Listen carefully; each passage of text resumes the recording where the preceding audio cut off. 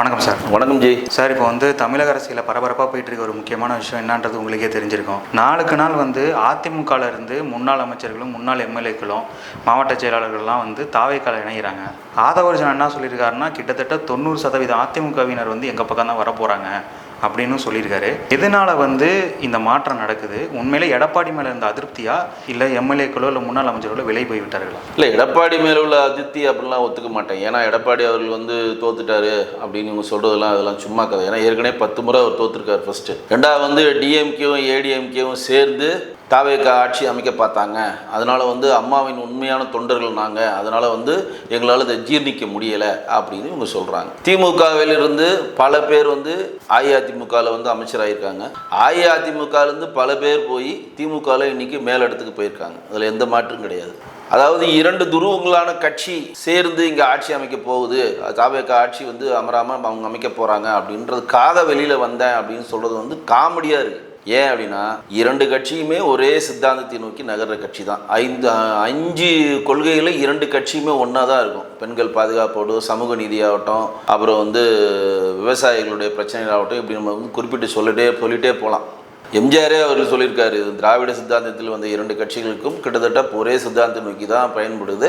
ஆனால் என்னென்னா, கருத்து வேட்பாடு எம்ஜிஆருக்கும் கருணாநிதிக்கும் ஏற்படுத்தின் விளைவாக தான் அனைத்து இந்திய அண்ணா திராவிட முன்னேற்ற கழகம் தோற்றுவிக்கப்பட்டது சொல்லி எம்ஜிஆரே சொல்லியிருக்காரு. இவங்க போகிறது சும்மா ஏதோ சொல்லிட்டு போகணுமே அப்படின்ட்டு சும்மா அடிச்சு விட்டு போடுறாங்க.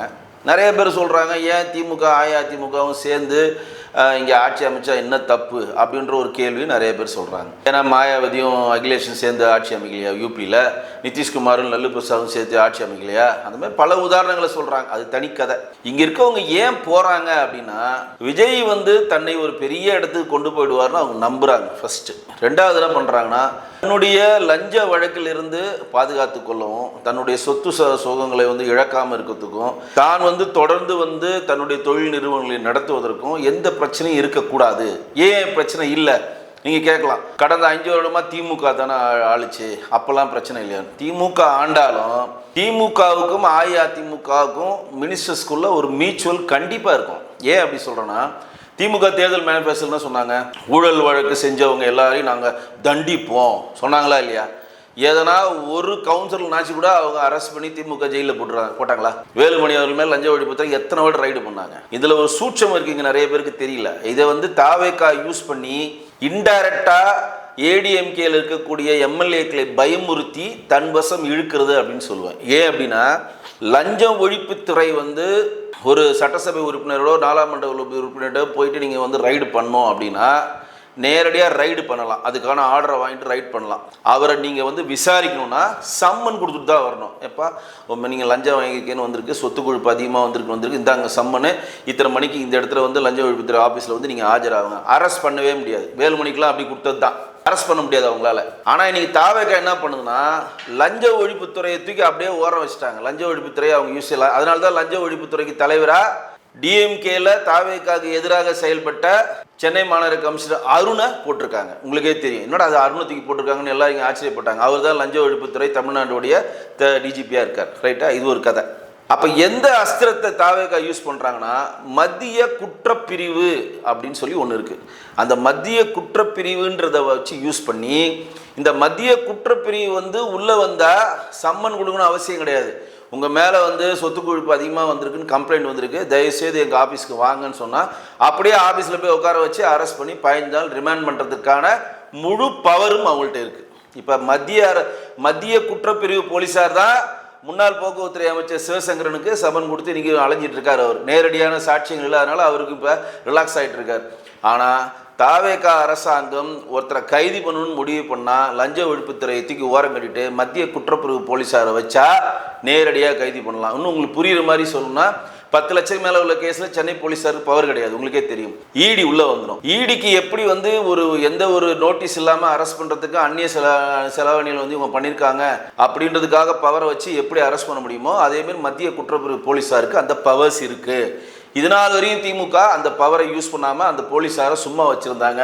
தாவேக்கா வந்த உடனே விடுற ரைடு அரெஸ்ட் பண்ணுறது எல்லாமே மத்திய குற்றப்பிரிவு போலீஸார் வச்சு தான் பண்ணுறாங்க. இந்த மாதிரி எதனா பண்ணி நம்மளுடைய சொத்துக்கள் ஆவணப்படுத்தப்படுமா, நம்ம மாட்டிப்போமா, நம்மளுடைய தொழில் நடக்க முடியாமல் முடக்கப்படுமான்ற பயத்தில் கூட பாதி பேர் போகிறதா சொல்கிறாங்க. இது எந்த அளவு உண்மைன்னு நமக்கு தெரியல. ஆனால் ஒரு விஷயம் என்னென்னா, சித்தாந்த வழியால் வந்து இப்போ டிஎம்கே ஏடிஎம்கே வந்து ஒரு அரசியல் பார்வையாளராக நான் எப்படி பார்க்கணும்னா, ரெண்டுமே ஒரே சித்தாந்தத்தை நோக்கி இருக்க கட்சி தான். அவங்க கடவுள் மறுப்பில் இருப்பாங்க. இவர் வந்து எம்ஜிஆரே மூகாம்பிகை கோயில் போய் கடவுள் ஏற்கும் கொள்கையில் வந்துடுவாங்க. ஜெயலலிதாமா எல்லா கோயிலுக்கும் போனாங்க, உங்களுக்கே தெரியும். இரண்டு பேருமே வந்து காமராஜ் அவர்கள் சொன்ன மாதிரி ஒரே குட்டையில் ஊர்ற மட்டங்கி தான்.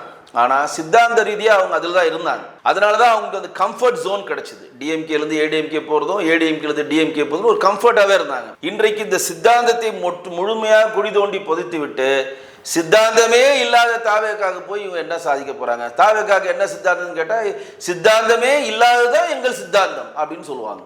கொள்கையே இல்லாததான் எங்கள் கொள்கை, அதான் தாவேக்கா கொள்கை. ஏன்னா இப்போ போய் கேளுங்க, தாவேக்கா ஆதவ அர்ஜுனாவுக்கு கூட இப்போ நீங்கள் கேட்கலாம், சார் உங்கள் சித்தாந்தம் என்ன சார், உங்கள் கொள்கை என்ன சார், உங்கள் கோட்பாடு என்ன சார், நீங்கள் எதை நோக்கி சார் நகர்றீங்க, என்ன சார் மக்களுக்கு செய்ய விரும்புகிறீங்க, என்ன சார் மக்களுக்கு சொல்ல விரும்புகிறீங்க, எதை மூலம் மக்களை திசை திருப்ப விரும்புகிறீங்க, என்ன சொல்லி மக்களை திருத்த விரும்புகிறீங்க கேட்டால் எதுவுமே பண்ணல, எங்கிட்ட ஆட்சி கொடுத்துட்டாங்க, நாங்கள் பாட்டு நடத்திட்டு இருக்கோம்.